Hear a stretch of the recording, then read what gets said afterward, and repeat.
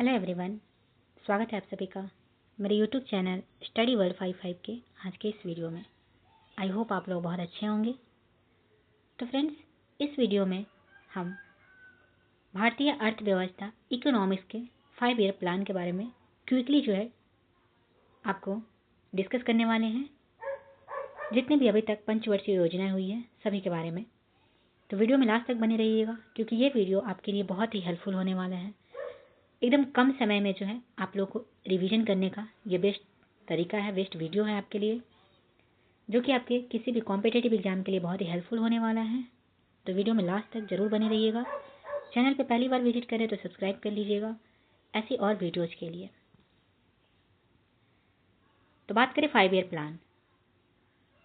5 year plan यानी कि योजनाएं, पंचवर्षीय योजनाएं। तो प्रथम पंचवर्षीय योजना ये कब से कब तक हुई थी? 1 अप्रैल 1951 से लागू की गई थी 31 मार्च 1956 तक। आपसे डायरेक्ट एग्जाम में पूछा जाता है कि प्रथम पंचवर्षीय योजना के कार्यकाल कितने से कितने तक थे। तो कहाँ से था? 1951 से 1956 के बीच में। उस समय इसके अध्यक्ष कौन थे?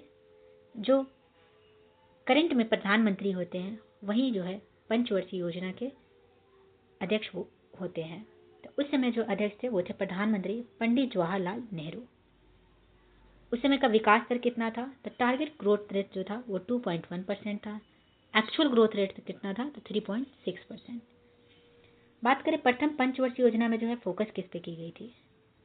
तो प्रथम पंचवर्षीय योजना में कृषि और सिंचाई पे फोकस की गई थी, और ये हैरोल्ड डोमर मॉडल पर आधारित था।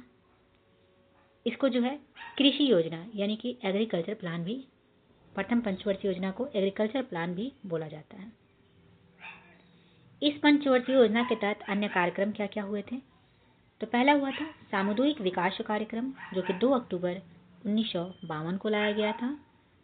स्टेट बैंक ऑफ इंडिया का गठन हुआ था। 1 जुलाई 1955 को स्टेट बैंक ऑफ इंडिया का गठन किया गया था। भाखड़ा नंगल, हीराकुंड, दामोदर घाटी जैसी बहुउद्देशीय परियोजना इसी पंचवर्षीय योजना के तहत लाई गई थी। ये सारे आपके प्रथम पंचवर्षीय योजना के तहत ही लाई गई थी। तो इसमें 3 मुख्य कार्य हुए थे। सामुदायिक विकास कार्यक्रम का उद्घाटन हुआ था, स्टेट बैंक ऑफ इंडिया का गठन हुआ था, भाखड़ा नंगल, हीराकुंड, दामोदर घाटी जैसे बहुउद्देशीय परियोजना आपको प्रथम पंचवर्षीय योजना में ही लागू की गई थी। बात करें अगर द्वितीय पंचवर्षीय योजना यानी कि 1 अप्रैल 1956 से 31 मार्च 1961 तक, 1956 से 1961 तक सेकंड पंचवर्षीय योजना, सेकंड ईयर प्लान का यहाँ पे कार्यकाल था। उस समय भी इसके अध्यक्ष थे पंडित जवाहरलाल नेहरू। प्रधानमंत्री उस समय कौन थे? पंडित जवाहरलाल नेहरू। विकास दर की बात करें तो टारगेट ग्रोथ रेट पहली पंचवर्षीय योजना से यहाँ पे बढ़ी थी, 4.5% था। एक्चुअल था 4.2%, जो कि बहुत अच्छा था। यह योजना पीसी महालनोबिस मॉडल पर आधारित थी। ये ये क्वेश्चन भी आपसे पूछा जाता है कि पहली पंचवर्षीय योजना किस मॉडल पर आधारित थी, द्वितीय पंचवर्षीय योजना किस मॉडल पर आधारित थी। तो पहली जो थी वो किस पर आधारित थी? तो वो थी आपकी, यहाँ पे दिया हुआ है, हैरोल्ड डोमर मॉडल पे। दूसरी पंचवर्षीय योजना की अगर बात करें तो पीसी महालनोबिस मॉडल पर आधारित थी। नेक्स्ट बात करें, इसमें सेकंड में किस पे फोकस की गई थी? तो इस पे भारी और बड़े उद्योगों पर केंद्रित थी। इसी वजह से औद्योगिक योजना भी इसे कहा जाता है। इसमें आपको बिजनेस पे, बड़े बड़े उद्योगों पे, ये सब पर ये फोकस की गई थी, इसलिए इसे औद्योगिक योजना भी कहा जाता है। इस पंचवर्षीय योजना के तहत क्या क्या कार्यक्रम हुए थे? तो इसी पंचवर्षीय योजना के तहत 1 सितंबर 1956 को LIC, भारतीय जीवन बीमा को लाया गया। मतलब आपसे ये भी क्वेश्चन पूछा जा सकता है कि LIC यानी कि भारतीय जीवन बीमा निगम को कब लाया गया? तो आपका आंसर क्या हो जाएगा? 1 सितंबर 1956 को। इसी पंचवर्षीय योजना में 3 स्टील प्लांट लाए गए। भिलाई स्टील प्लांट, जो कि छत्तीसगढ़ में, और ये जो है आपके यूएसएसआर की मदद से लाए गए। दुर्गापुर प्लांट जो कि पश्चिम बंगाल में है, ये आपके ब्रिटेन की मदद से लाए गए थे।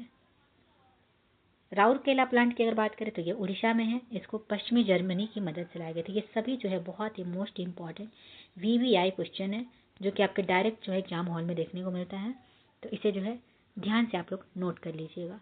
भिलाई स्टील प्लांट यूएसएसआर की मदद से यानी कि रशिया की मदद से, दुर्गापुर प्लांट जो है ये ब्रिटेन की मदद से लाए गए थे, राउरकेला प्लांट पश्चिमी जर्मनी की मदद से यानी कि जर्मनी की मदद से जो राउरकेला प्लांट लाया गया था।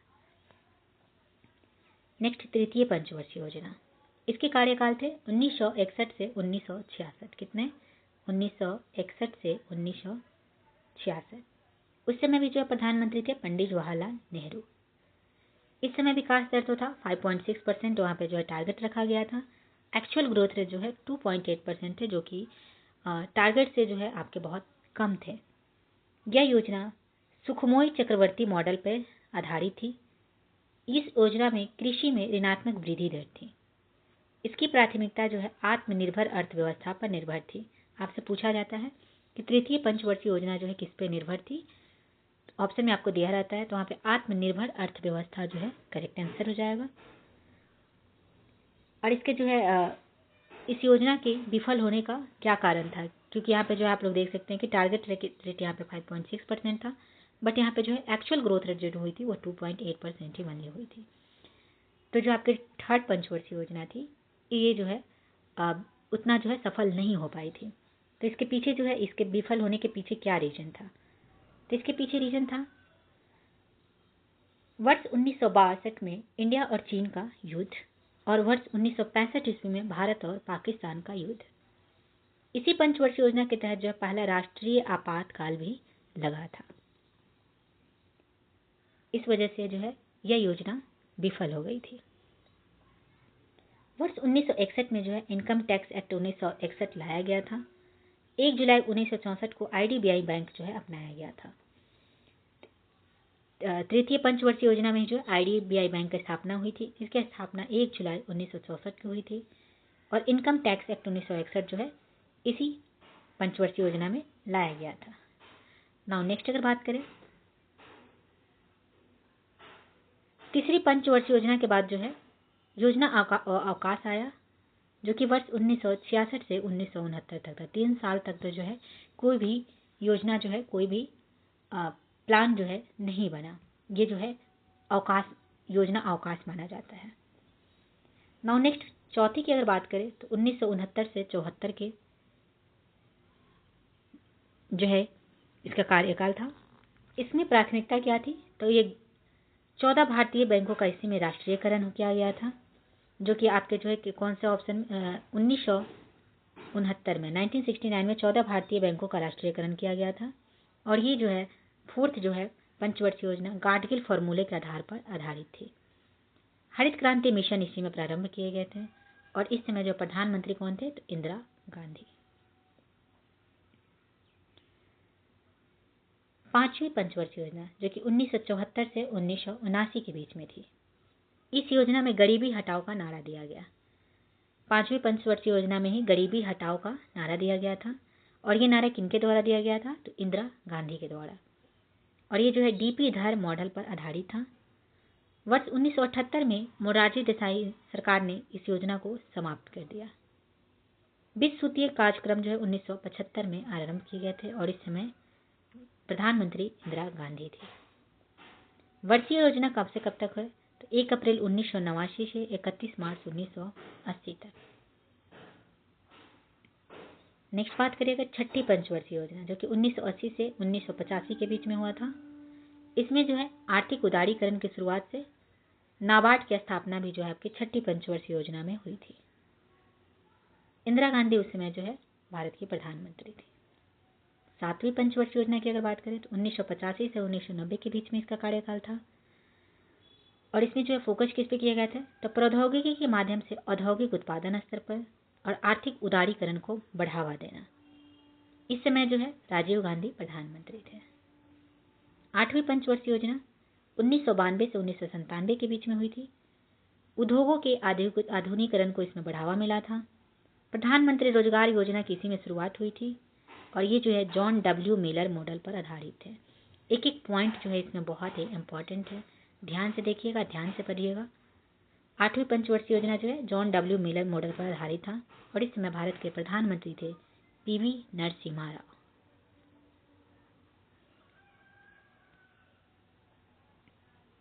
इसके बाद फिर से जो है वार्षिक योजनाएं हुई थी 1 अप्रैल 1990 से 31 मार्च 1992 तक। फिर उसके बाद 9वीं पंचवर्षीय योजना की बात करें तो 1997 से 2002। नेक्स्ट अगर बात करें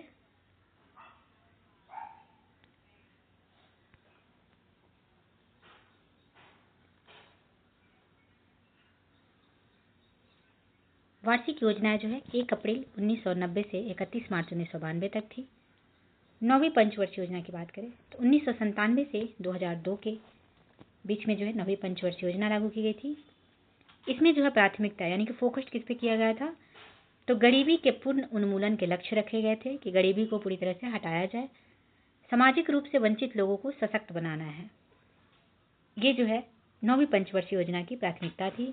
इसमें प्रधानमंत्री थे अटल बिहारी वाजपेयी। 10वीं पंचवर्षीय योजना की बात की जाए तो 2002 से 2007 के बीच में हुई थी। इसमें जो है समावेशी और समान विकास को बढ़ावा देना, ये इसका मुख्य उद्देश्य था और सर्व शिक्षा अभियान की शुरुआत भी जो है आपको 10वीं पंचवर्षीय योजना में ही की गई थी। अटल बिहारी वाजपेयी उस समय भारत के प्रधानमंत्री थे। 11वीं पंचवर्षीय योजना 2007 से 2012 के बीच में हुई थी। इसकी रूपरेखा जो है श्री रंगराजन समिति ने तैयार किया था और इसमें जो है तीव्र और अधिक समावेशी विकास हुआ था। इस समय जो है मनमोहन सिंह प्रधानमंत्री थे। 12वीं पंचवर्षीय योजना जो कि 2012 से 2017 के बीच में हुई थी, तीव्रतर, धारणीय और अधिक समावेशी समृद्धि इसमें हुई थी। मनमोहन सिंह प्रधानमंत्री थे। उसके बाद जो है 12वीं पंचवर्षीय योजना के बाद जो है पंचवर्षीय योजना का नाम चेंज करके नीति आयोग रख दिया गया। नीति आयोग में जो है आपके अध्यक्ष थे प्रधानमंत्री श्री नरेंद्र मोदी। नाउ नेक्स्ट, भारत में पंचवर्षीय योजना का जनक जो है पूर्व प्रधानमंत्री पंडित जवाहरलाल नेहरू को कहा जाता है और भारत में पंचवर्षीय योजना का वास्तुकार पीसी महानोबिस को कहा जाता है। रोलिंग प्लान किन 2 पंचवर्षीय योजनाओं के बीच लागू किया गया था, तो रोलिंग प्लान जो है इसका जो है आप लोग आंसर कमेंट करके बताइएगा कि रोलिंग प्लान जो है किन 2 पंचवर्षीय योजनाओं के बीच लागू किया गया था। तो ये रहे पंचवर्षीय योजना से कुछ मोस्ट इंपॉर्टेंट क्वेश्चन सब। आई होप आप लोगों को वीडियो पसंद आया होगा। तो चलिए मिलते हैं नेक्स्ट वीडियो में। Thank you very much.